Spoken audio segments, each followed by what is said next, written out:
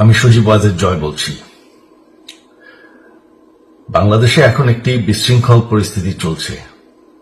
সারা দেশে আমাদের ভাঙচুর হচ্ছে, লুটপাট হচ্ছে, আমাদের শহরের বাইরে আমাদের নেতাকর্মী, আমাদের আওয়ামী লীগের নেতাকর্মীদের উপর হামলা চলছে, অনেকে হত্যা করা হয়েছে।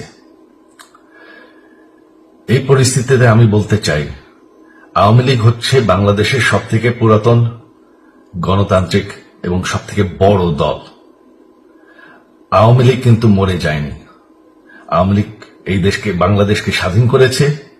আওয়ামী লীগকে শেষ করা সম্ভব না।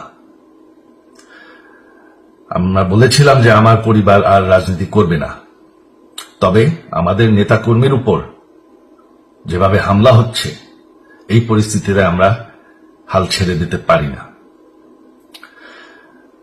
বাংলাদেশে যদি গণতন্ত্র, নতুন বাংলাদেশ গড়ে তুলতে হয়, আওয়ামী লীগ ছাড়া সম্ভব না। আওয়ামী লীগ হচ্ছে সব থেকে বড় দল।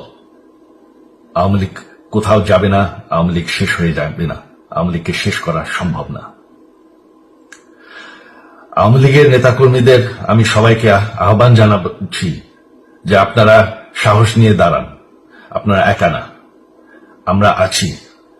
বঙ্গবন্ধুর পরিবার কোথাও যায়নি, আমরা আপনাদের সাথে আছি।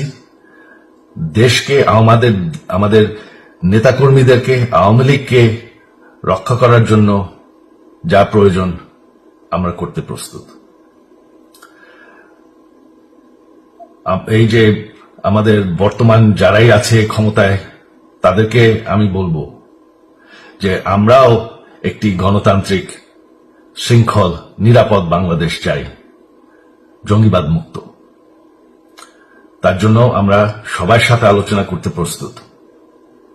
শুধুমাত্র তারা যদি জঙ্গিবাদ এবং ভায়োলেন্স বাদ দেয়।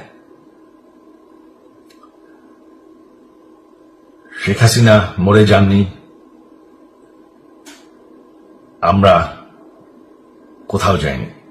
বাংলাদেশ আওয়ামী লীগ ছাড়া গণতন্ত্র, নির্বাচন সম্ভব না। এই বলে আমি আমার কথা শেষ করছি। জয় বাংলা।